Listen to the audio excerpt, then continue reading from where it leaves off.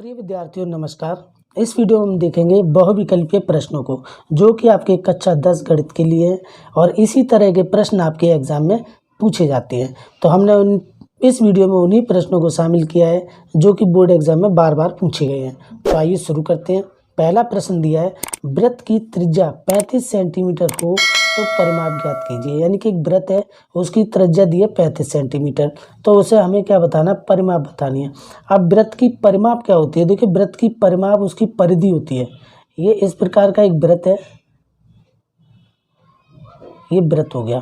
तो वृत्त की जो ये यहाँ से लेकर के यहाँ तक की जो आर है, आर बराबर कितनी है? 35 सेंटीमीटर है। 35 सेंटीमीटर है आर। और ये जो इसकी परिधि है, परिधि यही क्या होती है? इसकी परिमाप होती है। परिधि या परिमाप, परिमाप। तो हमें ये परिधि है ये बतानी है, ठीक है। परिमाप का, वृत्त की परिमाप का सूत्र होता है 2 पाई आर। परिमाप बराबर होता है 2 पाई आर।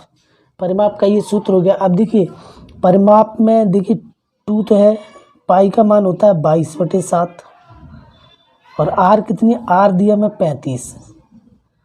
7 से इसे काट देंगे, 7 पंजे 35, 5 बार हो गया। अब देखिए यहाँ क्या रह गया? यहाँ आ गया 2 गुणा 5 और गुणा में 22, इतना रह गया।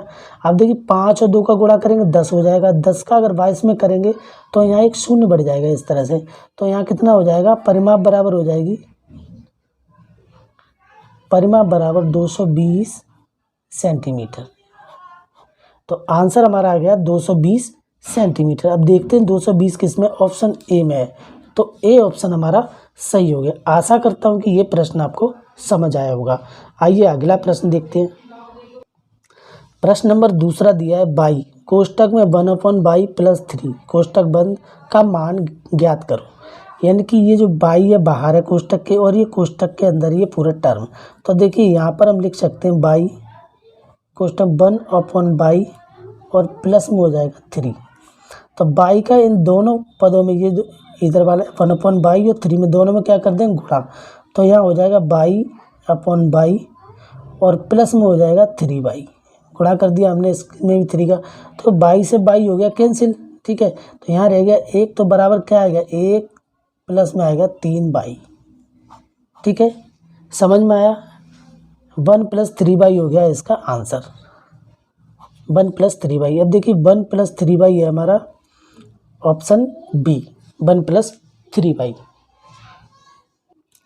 अगला प्रश्न है प्रश्न नंबर 3, √10 गुणा √15 बराबर है किसके बराबर है? तो देखिए ये संख्या रूट में 10 है और यहाँ पर रूट में 15 है। तो अगर हम इस संख्या को इस तरह से लिख लें, 2 गुणा 5, कोई फ़र्क पड़ा? देखो 5 दूनी 10, रूट के अंदर 10 हो गया पूरा, 5 दूनी 10, 10 और गुणा में यहाँ अगर, और इसी संख्या को हम ऐसे लिख लें 3 गुणा 5, तो 3 पंजे 15, कोई फ़र्क पड़ा? नहीं। अब देखिए ये 5 और ये 5, इसको हम ले लेते हैं बाहर, रूट के बाहर ले लिया, दोनों को 5 5 दोनों में से कॉमन ले लिया। अब यहाँ क्या आ गया? 2 और 3, 2 गुणा 3 बराबर कितना हो जाएगा? 5, 5 तो बाहर है ही, 5 बाहर है और 5 बाहर है, 6 हो गया अंदर। ये हो गया हमारा आंसर। आशा करता हूँ ये प्रश्न भी आपको समझ आया होगा। देखिए 5√6, ये ऑप्शन ए इसमें हमारा सही हो जाएगा। अगला प्रश्न देखते हैं। अगला प्रश्न है, यदि किसी बारंबारता सारणी का माध्य 6 एवं मध्यिका 8 हो तो बहुलक ज्ञात कीजिए। देखिए बारंबारता सारणी में माध्य, मध्यिका और बहुलक में क्या संबंध होता है? तो बहुलक बराबर होता है, बहुलक बराबर होता है 3 गुणा मध्यिका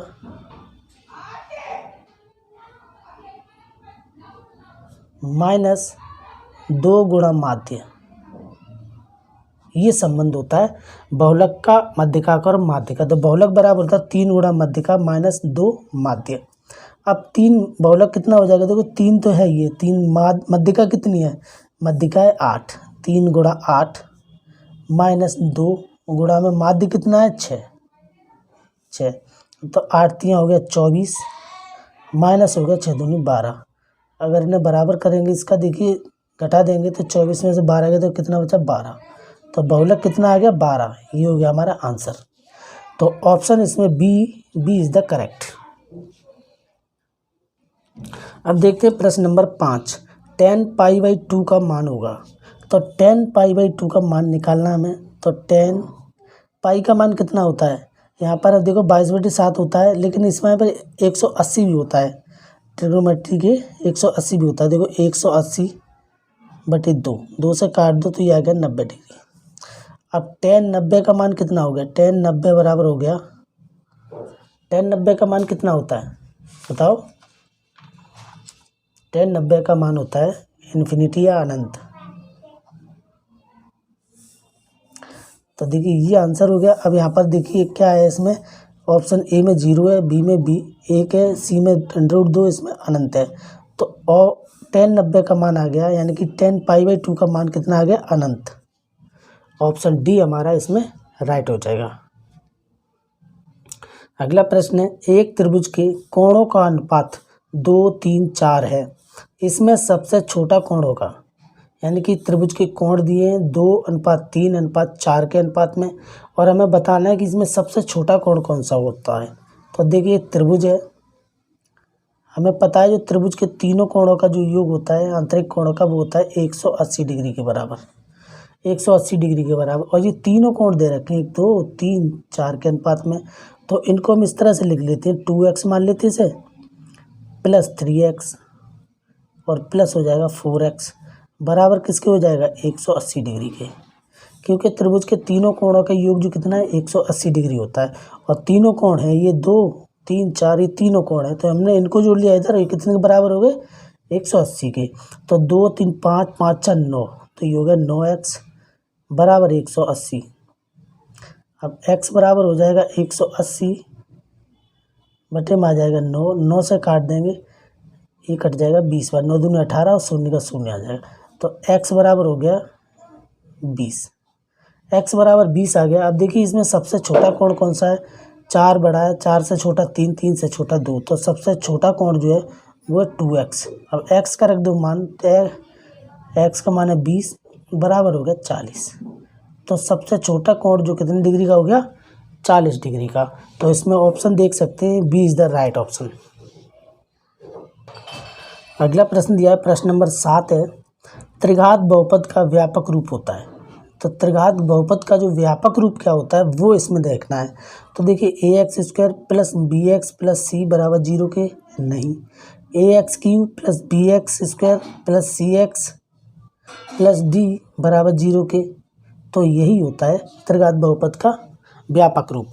और ये द्विघात समीकरण का, यानी कि द्विघात बहुपद का ये होता है ax² plus bx plus c, ये दो घात का होता है, द्विघात का, और ये हो गया त्रिघात का। त्रि माने होता है 3, घात में पावर। तो देखिए 3 पावर है, इस पर 3 ईश्वर है। देखो त्रिघात, यहाँ 2 है और यहाँ 1 है, नीचे को जा रही। यहाँ देखो दो घात द्विघात है, तो 2 घात यहाँ पर है, यहाँ 1 है, और फिर इधर अचर पद आ गया। तो त्रिघात बहुपद का व्यापक रूप होता है ax³ plus bx² plus cx plus d बराबर 0 के।